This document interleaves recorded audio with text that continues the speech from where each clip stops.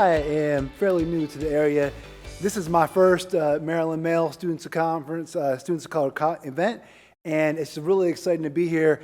And, the fact that we're bringing so many young males of color, one place at one time to be able to congregate, to be able to talk and really hear about what's happening on a day-to-day basis. And I got to get all close up on this microphone. And to hear about what's happening on a day-to-day basis and be able to see each other, live with each other, breathe with each other, and learn from each other is just fantastic. I don't really know that I've had events like this growing up. So it's just fantastic to see everyone, and we're really happy that you're here at Montgomery College, of course. And there's a lot of things I could say, and we all know that we live in an inequitable society. We know that for a fact. We live it, we breathe it. So I'm not here to tell you things that you've heard before about how society is not fair and how we're treated. But I am here. I did want to share something that I didn't hear a lot growing up as a male of color. So you'll indulge me for a few minutes. I was actually reading something the other day about leadership in Harvard Business Review. So a lot of this is coming from there, and it's really taken a lens that, again, I didn't get a lot growing up, so I'm going to share with you how we leverage society to our advantage, right? Not because society's fair, right? Not because society doesn't change, because it's not fair and it does need to change. But how can we leverage what we go through on a daily basis, right, to move forward, to advance as leaders? And that's really what I want to share. So first and foremost, I want you to embrace, just think about, try it on, see how it feels. The fact that your lived experiences are creating leadership characteristics and assets each and every day. Your lived experiences. Now, these are experiences and these are assets that people can learn.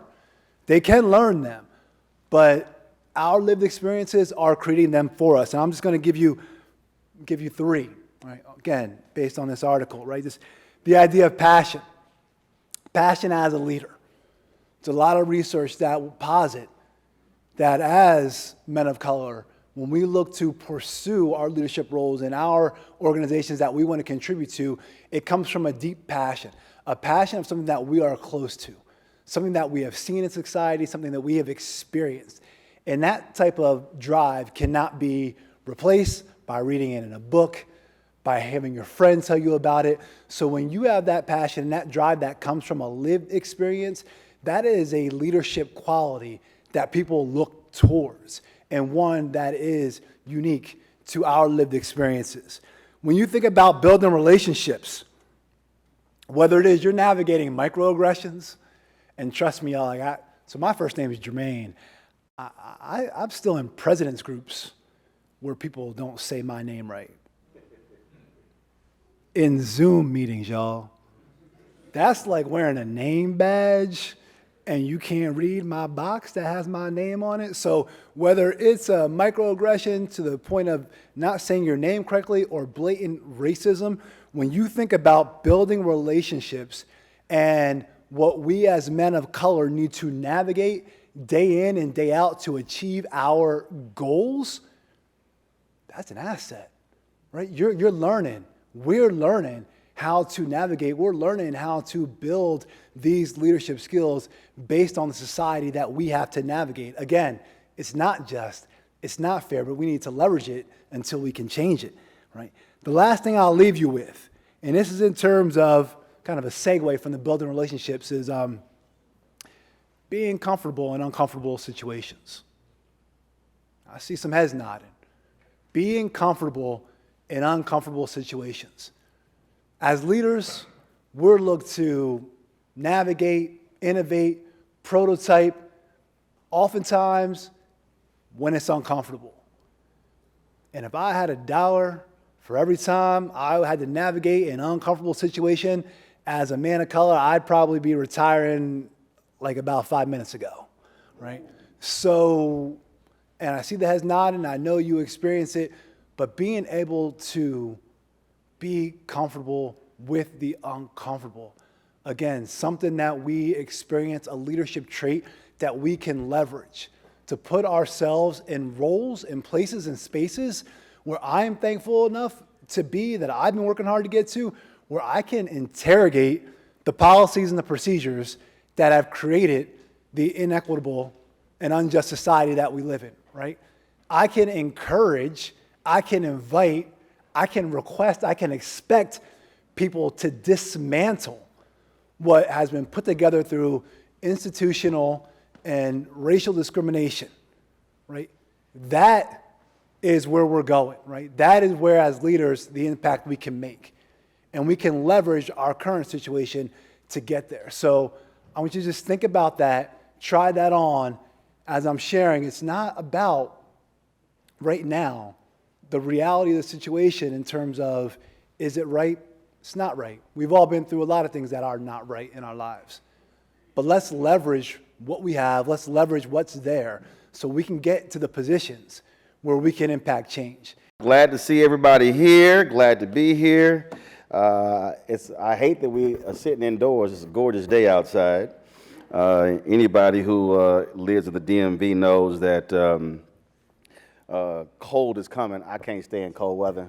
I am absolutely black. I'm meant for heat. I'm from Houston, so I give heat and I like heat. So that's what I prefer. Plus, I can play golf anytime I damn well feel like it. Snow gets in the way, but it's all good. Glad to see everyone here. Glad to see your new president here. Congratulations to him taking over here at Montgomery College, and certainly good luck taking over. Carmen, you can breathe now. She was stressing. I'm like, calm down. We good. We good. Everybody kept coming to the room like, need anything? I'm fine. I'm good. I'm low maintenance. I'm like, don't worry about it. Just give me a bottle of water, and I'm ready to go. So it's all right. So this ain't my first rodeo, and so I'm sure you got other speakers, and they got a whole list of stuff. I don't need all that. Just show me where the microphone and the podium is, and we're going to do what we do.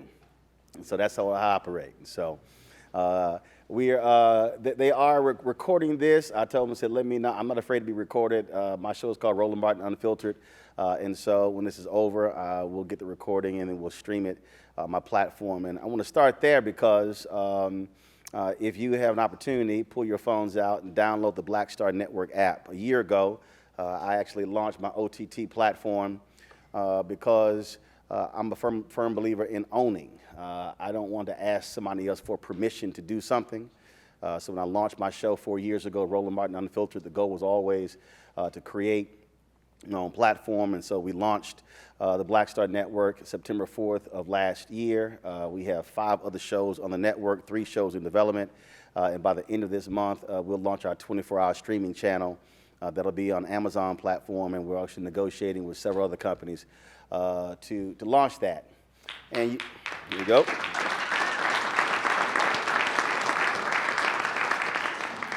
And you might ask, well, what does that have to do with, again, a Men of Color conference? Because it is about being able to control the images of us. The nation's first black newspaper is called Freedom's Journal.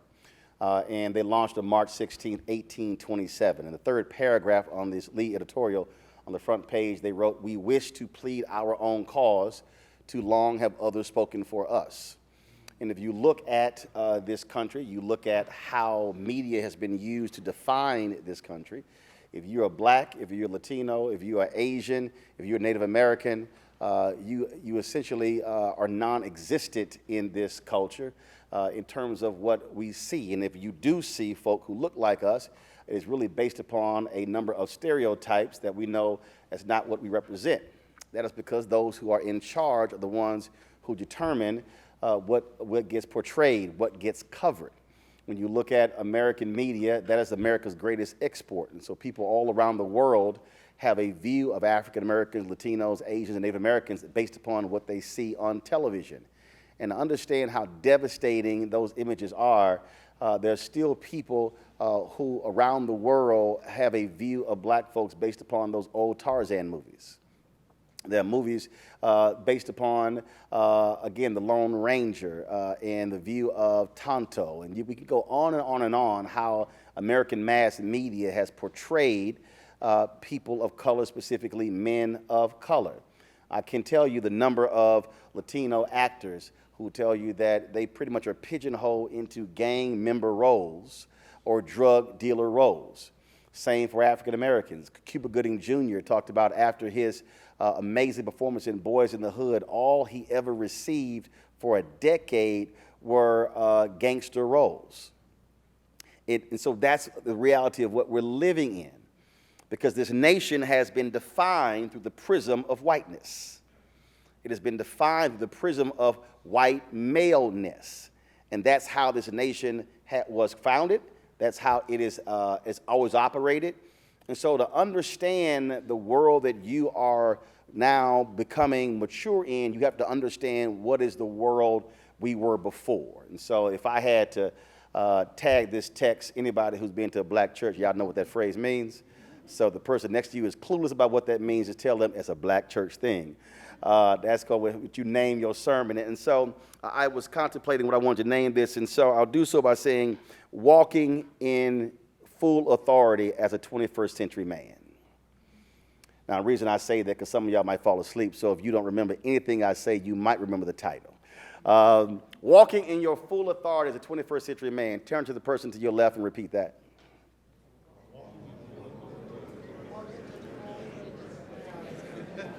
Now turn to the person to your right and repeat that.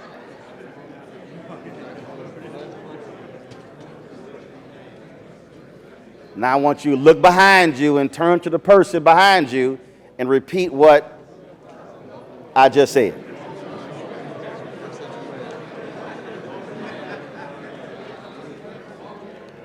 All right. All right. Now you should remember what the name of this is.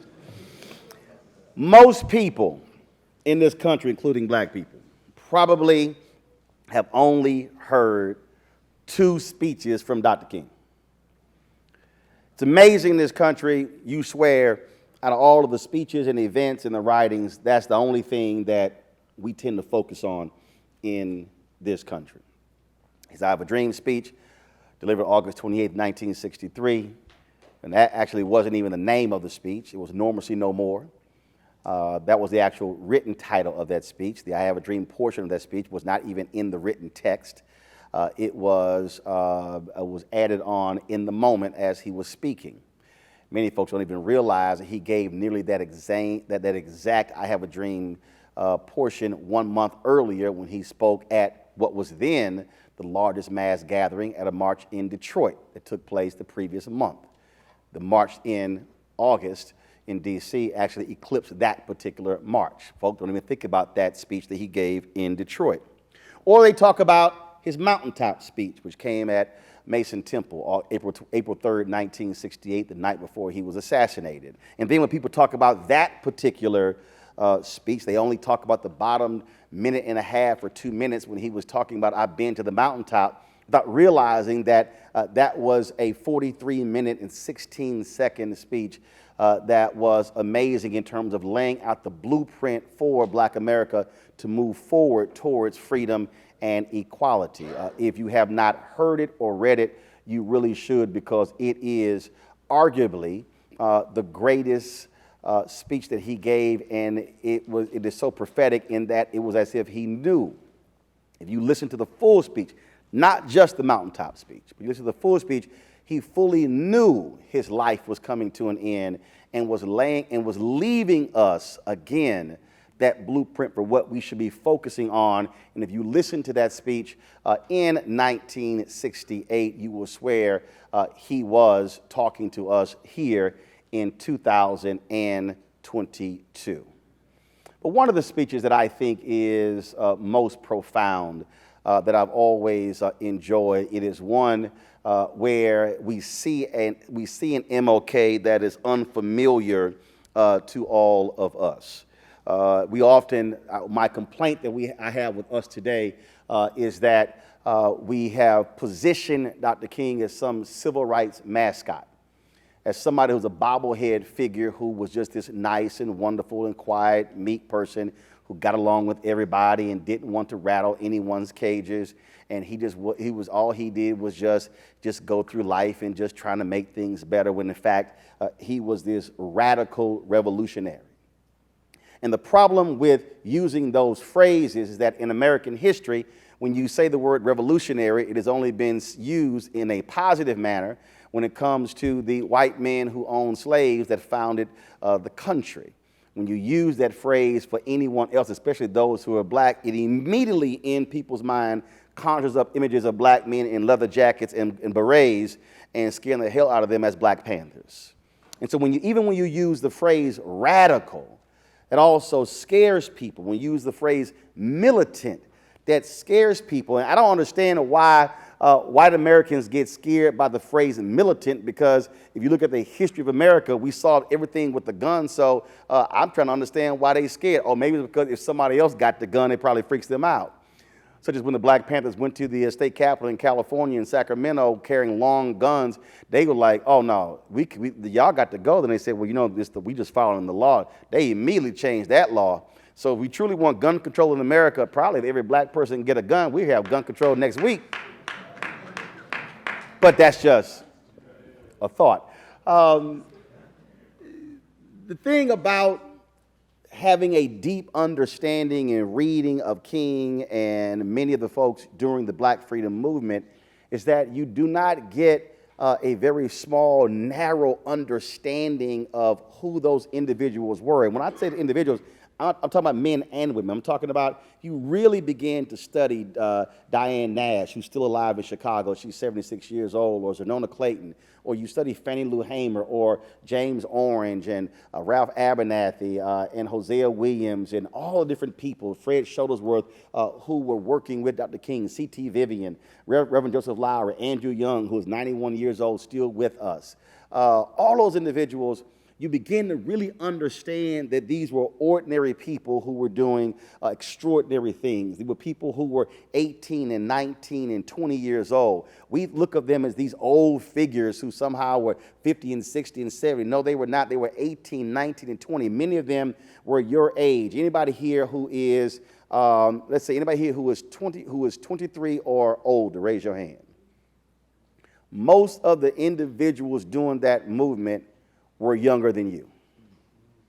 So when you think about what they were doing, they were putting their lives on the line, again, at 18, 19, 20. Many of them were kicked out of HBCUs because their presidents said, if you dare join the movement, we're going to expel you. In fact, many were expelled from those universities because they believed in something. And so we're talking about individuals who believed in a new vision for America and who were radical in their thought, who were militant and revolutionaries. I think about, again, James Forman's book where he talked about the new abolitionists. That's what they were creating. They were creating these radical revolutionaries. And actually Howard Zinn's book was dealing with the new abolitionists. James Forman's book was called These Radical Revolutionaries. And he was talking about what it is they were trying to achieve. And so they had a revolutionary thought. And a revolutionary thought means we literally have to reimagine this country and what it is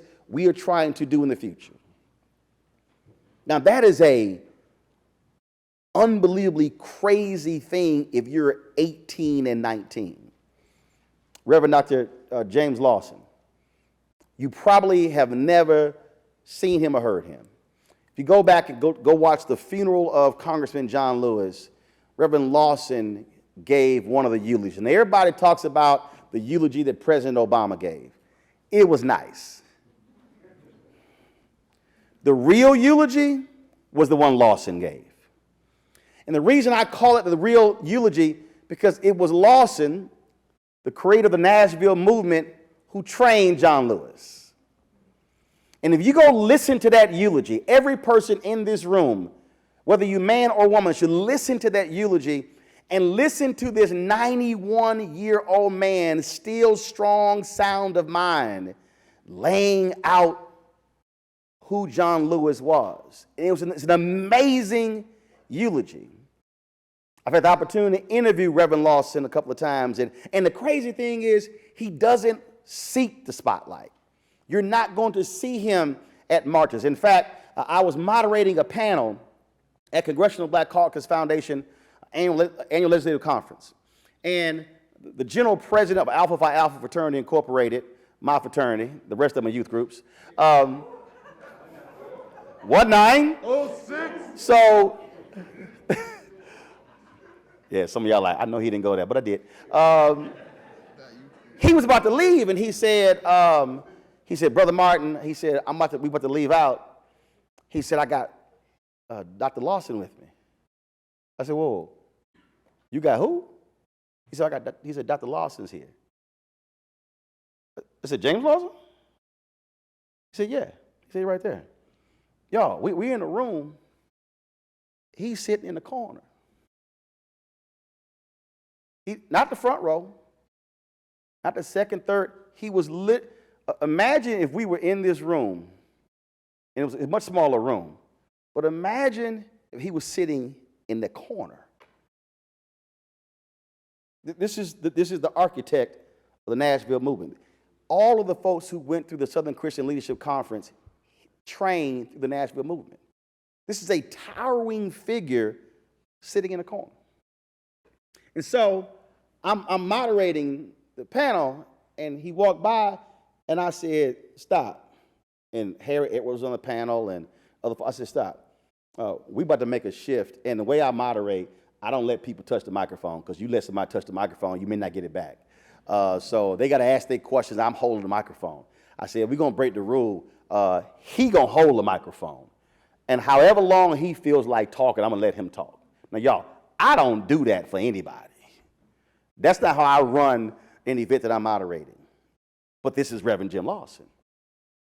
And so I handed him the microphone, and he begins to speak, and he was talking about activism. He was talking about how do you build and create movements. And then I got his phone number, and I wanted to interview him. And again, he didn't want to do the interview. And I'm sitting there going, again, y'all have to understand, I sat down with C.T. Vivian and Lowry and Young and Reverend Jackson, Zernano Clayton, Dorothy Cotton. I mean, I can name you so many of those figures who I literally sat down with, talked to, Maya Angelou, Merle Evers Williams. I mean, we can go on and on. I had to convince him to do the interview. When we sat down, he then told me that when they started the movement, Nashville movement, they spent 3 months, a whole 3 months, talking about why they wanted to change the country.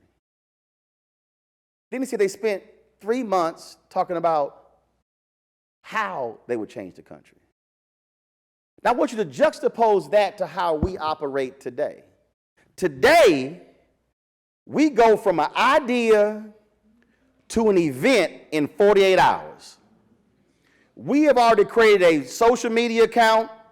We've created a logo. We've already planned the event and the after party. We've created this whole in 48 hours. He said they spent 6 months talking about how and why. And then they began to get involved. And that blew me away because it was a level of deep thought that was shocking, because now I understood why they were so effective, because they were not in it just for the immediate satisfaction, the immediate glory. It was a deep understanding of what they were trying to achieve and what it was going to cost them. And just so you understand, if you go to my YouTube channel, go to the app, you'll see my interview with him. This is a man who believes in nonviolence so much that because he was in seminary, the government would give anyone who was a seminary student a waiver so they did not have to enter the military draft.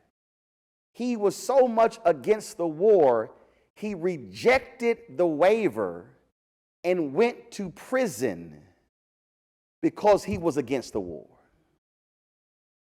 He could have stayed out of prison by accepting the waiver, yet he was so much against the war, he said, I will not accept your waiver. I will rather go to prison than to even accept your waiver to avoid the draft. That's a man walking in his full authority and understanding his conviction and purpose and what it was he was willing to give up and to accept. 3 of y'all, wake those 3 up. Those 3 right there. In the gray, wake those 3 up. I don't talk to rooms where folks sleep. Now, when you understand that person's thinking, now you begin to have a better understanding of who an individual is and what it is that they are trying to achieve. There's a seriousness of purpose by those individuals. And so this particular speech here, and I've actually been trying to find, I want to know what the full speech was, and this is only about a 2-minute portion of it. But I want you to hear something that Dr. King said that blew me away when I heard it, because what it does is it truly speaks to who he is. So I want you to just listen to this. I come here tonight and plead with you. Believe in yourself and believe that you're somebody. As I said to the group last night, nobody else can do this for us. No document can do this for us. No Lincolnian Emancipation Proclamation can do this for us. No Kennedysonian or Johnsonian Civil Rights Bill can do this for us. If the Negro is to be free, he must move down into the inner resources of his own soul and sign with a pen and ink of self-assertive manhood his own Emancipation Proclamation. He said, sign your own Emancipation Proclamation and assertive manhood. He's talking about freedom. He's speaking of freedom. And when you reach a state where you begin to operate and say you want to be a free man of color, that does not mean you are out of jail. It means that you are not defined by somebody else's understanding of who you are and what you should be and what it is that you should do.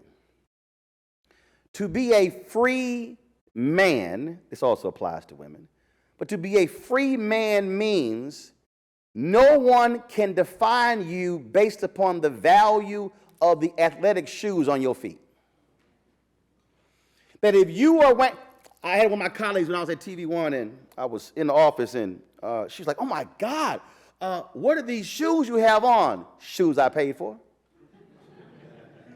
Oh my goodness, I mean, what, you couldn't get some Nikes, didn't want them.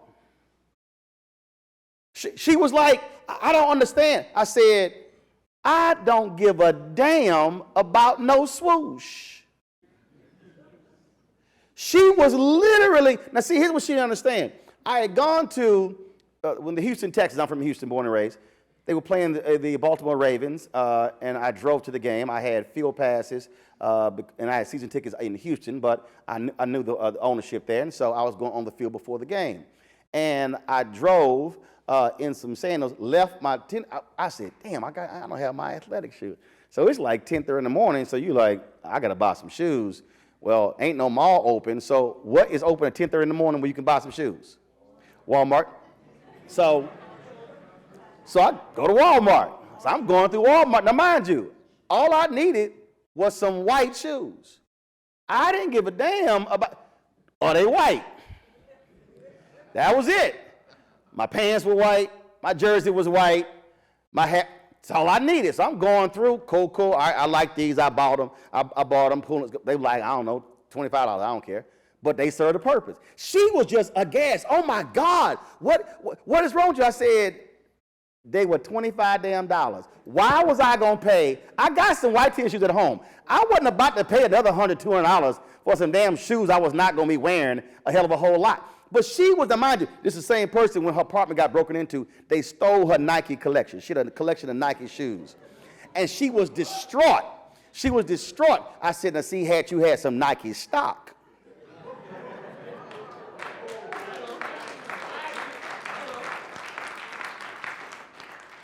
She is imprisoned. She was imprisoned by this idea of, I need to wear this to impress you. One of my production people, we were going in my car. He was like, damn, he's a dog. When you gonna wash your car? I went, oh, it's dirty? He was like, now he has one of the passes where he get his car washed every week. I said, man, listen to me. I don't give a damn about this car that much. I get in it, I go. I come back, I go in the house. I leave, I go. Hit my runs, I come back. Y'all think I'm lying. I didn't probably watch that car for a year. I didn't give a damn. I really do not care. Does it work? Yep. Did it get me to A, B, C, and D? Yep. Did it get me back safely? Yep. We good. I'm not operating. I really don't care what somebody else thinks. I remember when Steve Harvey and I had this battle with pocket squares at Essence Festival, and so one year, we were going at it, and so one year I was at a St. Jude event, and this guy had this feather in his pocket square, and I was kind of like, damn, that's cool. I'm like, that's different. I was like, hell, my sister can make that. My sister, she's an artist, and she makes stuff, and I was like, yeah, she can make that. So I sent her a note. I said, I need you to make me some feather pocket squares. She's like, what? I said, just listen, just follow my instructions. I know what I'm talking about. So she sent me about 30 or 40 of them. I said, no, fix this. And so then we were getting ready for Essence, and I tweeted back. I said, Steve, I'm going to be on your ass when we get to New Orleans. And he was like, okay. So he's on the air, and so I posted a photo. So they were on the radio, and he's like, Roland Martin came to New Orleans with some feathers. And he's like, what? So they thought I just stuffed some feathers down my pocket. I'm like, no, Steve, there's more to that than just stuffing feathers. So then when he saw it, he was kind of like, damn, that's hot right there. I got to admit that. He said, I wasn't thinking. He said, yeah, I wasn't thinking it was going to look that good. Then I had some other brothers like, oh, man, that looked gay. I couldn't wear it. No, seriously. And I said, first, did you actually think I wore it for you? I said, man, I don't wear nothing for nobody. Now, check this out. So we go to the White House for a Christmas party. And I was already rocking the ascot. I used to always wear ascots. Brothers were like, man, why you rocking the ascot? I'm like, because I can. Being different. I'm not trying to be like everybody else. Okay? So we're at the White House. We're in line. And so I'm rocking the ascot. I got the feather pocket square. So we get to the front line. Obama goes, really? Really? You got the ascot really rolling the feather? Now, while he's talking, Michelle's over there touching the feather. She's like, oh, this is nice. And I went, see, this wasn't for you.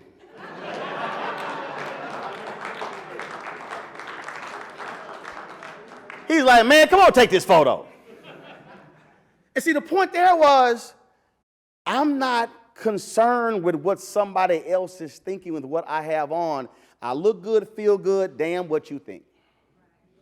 And that really is how I've always operated, in that I am walking in my full authority, where I am not driven by what you think and trying to please you, because I know there's a purpose with what I'm trying to do and accomplish, and your opinion really don't mean that much to me. And there are a lot of folk today who literally, your entire life, if you study your life, you are caring so much with what somebody think. Oh, I remember when folks used to sit there and go, man, nah, why you got a backpack on both shoulders? You got to be cool with one. Now listen to this. No, that ain't. I'm trying to tell you the state of mind. Because what I'm trying to get you to understand is literally the things that we say and how people are then being driven based upon that smaller thing. So they were like, no, man, that ain't cool. Well, first of all, you do know that there's a certain weight that goes in the backpack. And the purpose of the backpack is to equally distribute the weight. That's why they got 2 straps. So you know if your ass wear it on one strap, you jacking up one shoulder. So now you creating a shoulder problem because you so cool, it's on one shoulder. Now probably if your backpack empty, that might be fine. But people like me read books. So I have a functional backpack. I have things that are in it. And I was like, so I don't understand what y'all, and it looked at me like I'm crazy. I'm like, so I don't care. I'm going to wear it on 2 shoulders because both my shoulders are going to be fine. But you go ahead and have a rotator cuff problem, but go right ahead. But again, that whole thing was just, no, but you ain't being cool. I want you to start thinking this right here. Think about all the different things in your life, whether it's your friends, your classmates, your family members, where people have actually said things to you about what you should be doing, should be wearing, should be saying, and you are actually responding to that level of peer pressure, and now what they think and what they might say is now driving what you do. That means that you are not actually creating, somebody sent me this video of Jay-Z discussing this. That means that you are going with the flow and not creating your own flow. You are walking behind somebody else and you're not establishing your own footprints and leaving your own mark.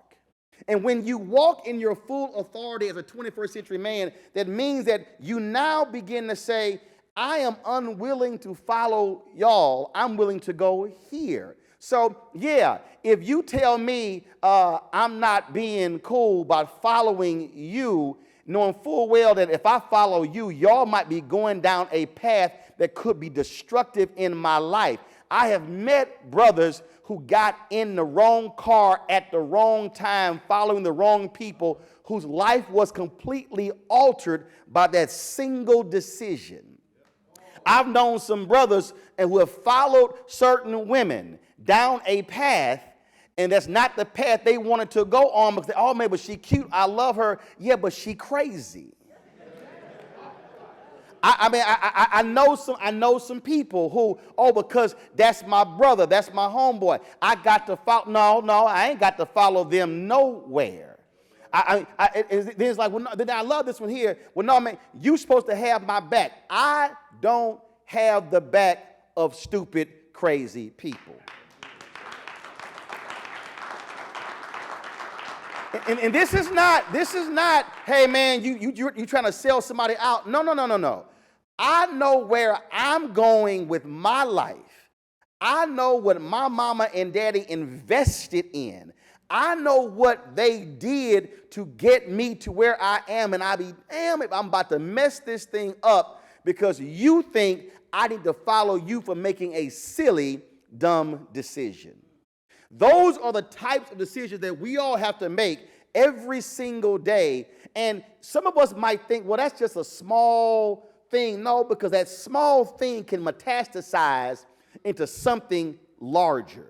You might have a slight toothache and may not realize your teeth are rotting at that very moment, but you've ignored that slight toothache, and then 6 months later, it's a larger problem.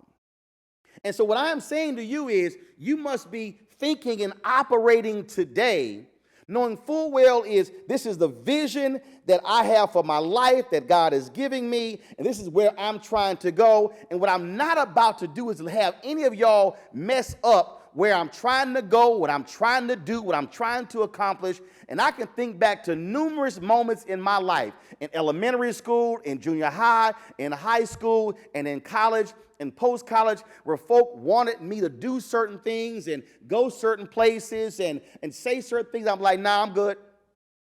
No, you're not coming with us? Nope, ain't gonna happen. Drink this. Nope. Why? I don't drink. Oh, you don't drink alcohol? No.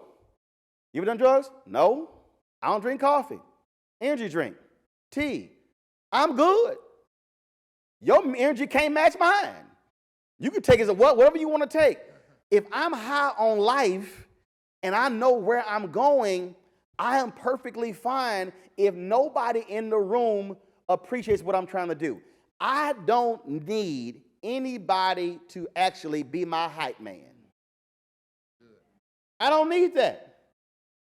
Look, I appreciate the introduction. She had to read all that. I would say, go look it up. When I speak, they come to me and they say, hey, I'm going to say this. I'm like, it don't matter. It's all true. You can read the long version, the short version don't matter to me. I'm not worried about all of that because they can actually go read it. When you think that way, you are marching to the tune of your own drummer, and what you're also doing is you're letting folk know that, look, this is who I am, this is what I'm trying to accomplish, this is what I want to be. You are now in a situation where you are now 21 years away from America becoming a nation of people of color, majority of people of color. You're in a situation now where there are more of you sitting in this university than at any time in American history. King was assassinated just 54 years ago. I was born into an America where I was not fully free, technically. My nieces and nephews are the first generation of my family, technically born fully free. All of you were technically born fully free. Why do I keep saying technically? Because the reality is we still are fighting for full, unadulterated freedom in America. When you think about that, it now changes your perspective and your viewpoint as to what it is that you should be trying to do as a man of color in this country in the 21st century. That means that now the decisions that you make cannot be sole decisions based upon you and your likes and your whims. You now must be thinking generationally, because the decisions that every single one of you makes today has a direct bearing on the circumstance of your children's children. Let me repeat that. The decisions that you make today will have a direct bearing on your children's children. What you earn today will determine whether you have generational wealth. What you do today, groups you join, initiatives you're involved with, can have a relationship to what happens to them. The decisions that my parents made impacted what I did. My wife and I have raised 6 of my 13 nieces. One of my nieces works for me right now. If I don't do what I did, I'm not in a position to own what I have. I could not provide for them. The life that I gave them puts them in a position to create a better life for their children. So my parents' actions led to my actions, which led to how they are operating and how their children are going to benefit from my decisions. When you begin to think that way, you now begin to see the world a lot differently. You now begin to make decisions differently. You now begin to realize that this is not just about you, it's really about who else you're impacting. And so I want you, as you are moving forward, every single day. I know you might say, man, is your life fun? Oh, I got hella fun. I travel all around the world. I see amazing people. I play in golf tournaments. I go to amazing parties. There's nobody I haven't seen. I can go through my life and think about being at Prince's house at a private party and dance on his dance floor, and he was like, "You're welcome in my house anytime." saying that brother having a good time. I can think about being on stage with Patti LaBelle and being backstage with Frankie Beverly and Mays and hanging out in the dressing room with Lionel Richie and being able to talk to text Will Smith or Steph Curry at any time. I can go on and on and on with the life that I have, but none of that matters if I don't do what I do in my career that makes me me. People come up to me, they say, man, I want to do what you do. I said, no, but do you want to do what I did? They say, I want to do what you do, but do you want to do what I did? Do you want to put in the work? Do you want to grind? People, I don't have relationships with multiple presidents and celebrities and entertainers and athletes because of just who I am. It's because of the work. They see the work. They're responding to the work. And then when I am meeting them, they're like, oh my God, I am a fan. I see Halle Berry for the first time. I'm like, oh my God, Halle Berry. She goes, no, Roland Martin. But she says, I'm a fan of your work. It's the work. So what I need you to understand is, for you to walk in your full authority, I need you to be understanding that when you are walking the right way, and when you're not following the crowd, when you're the one who is setting the trend, when you're the one who is saying, I know I'm walking in my purpose, and I'm not going to allow you to derail me from my purpose. And when I say not allow you, the you might be your mama and your daddy. The you really might be your cousins or your brother and your sister, because not everybody sees what you see in terms of the vision for your life. Amen. And so leaving here, I want each of you to answer 3 questions, and you can pull your pad out. You can actually pull your phone. I want you to write these 3 questions down. And this is the homework I'm going to leave you with. Question number 1. Are we doing questions? What are we doing? Got it. Cool. Question number 1. What is God's purpose for my life? That's number 1. Number 2, what will I do today to fulfill the purpose for my life? That's number 2. Third question, and the final question. What am I willing to give up today in order to reach my full potential tomorrow? What am I willing to give up today to reach my full potential tomorrow? When you look at those 3 questions, those should be 3 questions that you should be looking at every single day. And so when you begin to move and operate, and when you begin to see things differently than everybody else, and I'm telling you right now, other people are not going to see what you see. You're going to be in circumstances where you're standing there and you're going to be saying stuff and doing stuff, and they're going to look at you like you're an absolute alien, because they're like, none of that stuff is possible. You're like, no, trust me, I know what I'm talking about. And there may be times, now I'm not suggesting you do this, but I'm just going to give you this one example. When I was in college at Texas A&M University, we had a writing assignment. It was for a test, and it was a 15-minute class, and I arrived 15 minutes late and left 15 minutes early. And I made like an 84, 86, something like that. And so when we got the papers back, the professor said, I need to talk to you at the class. I was like, okay.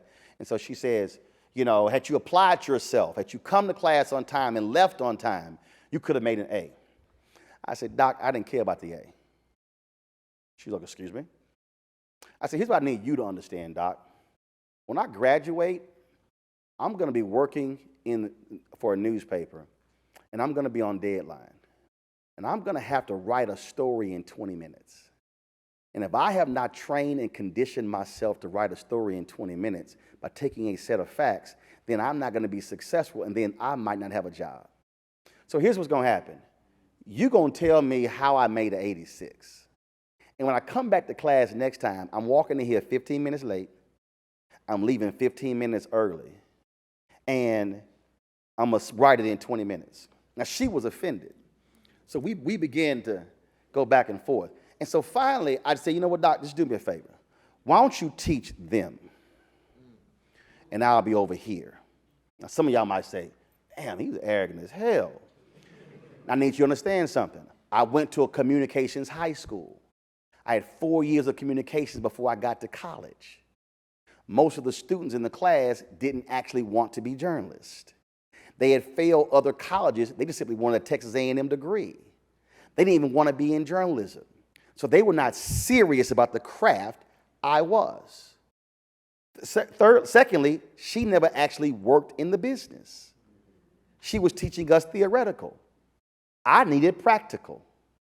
And so I, in essence, created my own curriculum when I was in college. And my other professors who actually worked in the business told me, Roland, we teach you differently than we teach the rest of them because we see what you are trying to do. Now, that's when I was in college. I hope that same professor is alive. Because, see, on next Saturday, I will be here in D.C. inducted to the Southern Professional Journalists Hall of Fame. Now, mind you,